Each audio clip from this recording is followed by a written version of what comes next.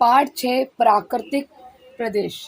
इसके अंतर्गत कुछ चित्र दिए गए हैं निवास से संबंधित, वेशभूषा संबंधित, वनस्पति और प्राणी के से संबंधित चित्र दिए गए हैं और भोजन से संबंधित कि वहाँ के खान पान क्या है, वहाँ पर कौन कौन सी वनस्पतियाँ और प्राणी पाए जाते हैं, वेशभूषा कैसी है लोगों की और निवास किस तरह के घरों में वो रहते हैं। तो इसमें एक सूची दी गई है। एक नंबर जो है उसमें मैं उपयोग अनुभव करता हूँ तो टिक मार्क करना है। 2 में मैंने देखा है, इसमें स्टार बनाना है और तीसरा है मुझे जानकारी नहीं है, इसमें क्रॉस लगाना। इसमें हर चित्र के सामने एक बॉक्स बना हुआ है। अगर आपने अनुभव किया है तो उसमें टिक मार्क कीजिए और चित्र के ऊपर जो बॉक्स बने हैं उसमें। अगर आपने देखा है तो उसमें स्टार बनाइए और मुझे जानकारी नहीं है तो क्रॉस कीजिए। तो इस तरह से आपको जो जानकारी नहीं होगी तो हम उसके बारे में चर्चा कर पाएंगे। तो इस तरह से यहाँ पर निवास, वेशभूषा, वनस्पति और प्राणी और भोजन से संबंधित ढेर सारे चित्र दिए गए हैं और उसमें बॉक्स में आपकी इच्छा, आपका निरीक्षण और आपका जो अनुभव है वो क्या है, वो आपको इसमें टिक मार्क के थ्रू और स्टार के द्वारा और मुझे जानकारी नहीं है इस तरह क्रॉस के थ्रू आपको ये दर्शाना है, लिखना है बॉक्स के अंतर्गत। अब देखते हैं कि तुम्हारे चुने हुए तथा निम्न प्रश्नों के आधार पर कक्षा में चर्चा की जाएगी। इसमें चित्र में दिखाए गए सभी मकान हमारे परिसर में क्यों नहीं पाए जाते। चित्र में दिखाए गए सभी मकान जो होते हैं वो हमारे परिसर में क्यों नहीं पाए जाते। तो ये प्रश्न आपकी तरह से भी आ सकता है कि ये कॉमन चीज़ है कि सब जगह ये परिसर के अंतर्गत मकान नहीं होते, क्योंकि परिसर की जलवायु, वहाँ की स्थिति और वहाँ का जो परिसर है और मौसम, इस पर निर्भर होता है वहाँ के निवास की आधारित मकान। तो मकानों की संरचना वहाँ के जलवायु, प्रदेश की जलवायु और वहाँ की स्थिति, मौसम, तापमान पर निर्भर होता है।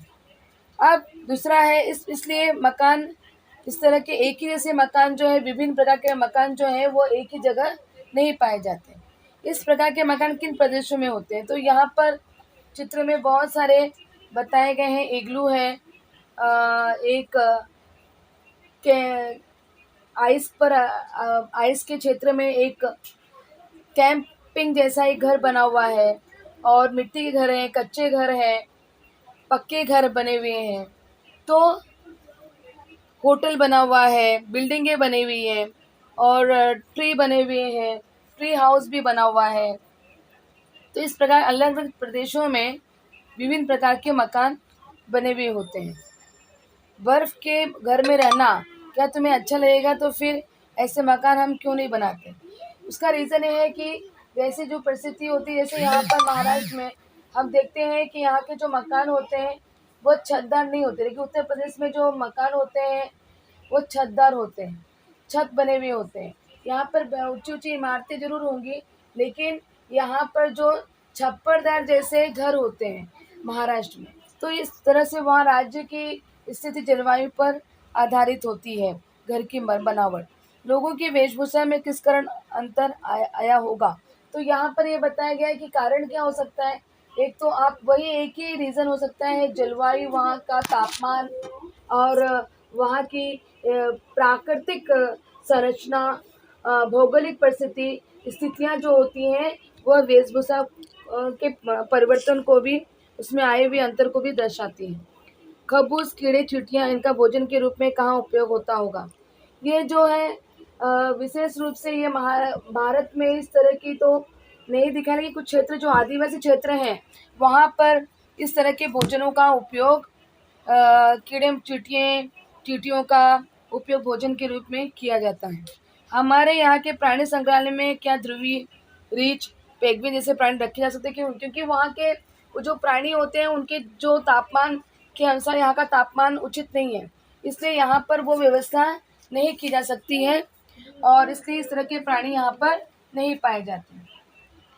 चित्रों में दिखाई गई सभी वनस्पतियाँ तब क्या हमारे परिसर में पाई जाती हैं, यदि नहीं तो वे कहाँ पाई जाती हैं। विशेष रूप से ये परिसर में परिसर की में पाई जाने वनस्पति वहाँ के जलवायु पर निर्भर होती हैं।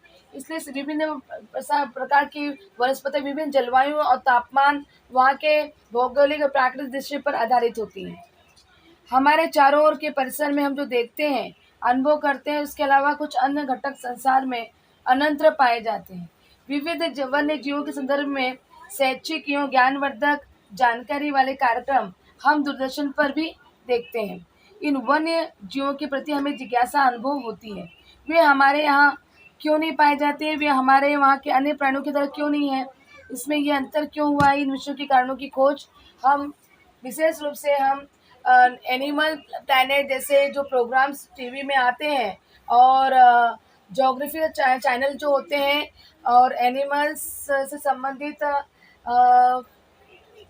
विशेष रूप से ये चैनल का उपयोग करके आप जानवरों के बारे में, वाइल्ड एनिमल्स जैसे विशेष रूप से कार्यक्रम होते हैं जिसके थ्रू आप जानकारी प्राप्त कर सकते हैं। नेशनल ज्योग्राफिकल जैसे प्रोग्राम हमारे टीवी में आते हैं, तो जितना हो सके अगर हमें इस बारे में जानकारी प्राप्त करनी है, वन्य प्राणियों के जीवन से संबंधित और वहाँ के परिसर संबंधित विभिन्न प्रदेशों में जो जलवायु के अनुसार वहाँ के वनस्पतियों संबंधित अगर हमें जानकारी प्राप्त करनी है, जानवरों के बारे में जानकारी प्राप्त करनी है, तो हम नेशनल ज्योग्राफिकल चैनल का हम उपयोग कर सकते हैं। पृथ्वी पर विविध भागों में भौगोलिक स्पष्टीकरण यहाँ पर होगा। पृथ्वी पर विविध भागों में भूस्वरूप, जलवायु तथा मिट्टी में विभिन्नता पाई जाती है। ये भिन्नता प्रमुख रूप से उस क्षेत्र में उपलब्ध सूर्य प्रकाश और जल पर निर्भर होती है।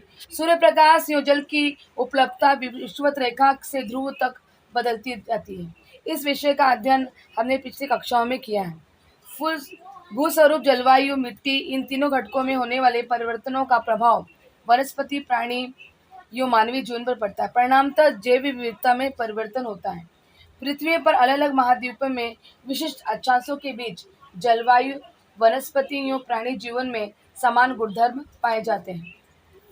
अध्ययन की दृष्टि से जलवायु, वनस्पति और प्राणी में पाए जाने वाले समान गुणधर्मों के कारण कुछ प्रदेशों की विभिन्नता तुरंत ध्यान में आती है। ये प्रदेश प्राकृतिक घटकों पर निर्भर होने के कारण उन्हें प्राकृतिक प्रदेश कहा जाता है। ऐसे प्रदेशों के प्राकृतिक पर्यावरण का प्रभाव मानव सहित संपूर्ण सजीव जगत पर दिखाई देता है। पृथ्वी का भूप्रदेश इस प्राकृतिक प्रदेश में विभाजित किया जाता है। पाठ में दी गई तालिका तथा मानचित्र की सहायता से उसकी जानकारी प्राप्त करेंगे। प्राकृतिक मानचित्र की सहायता से उसकी जानकारी हम दूसरे भाग में देखेंगे।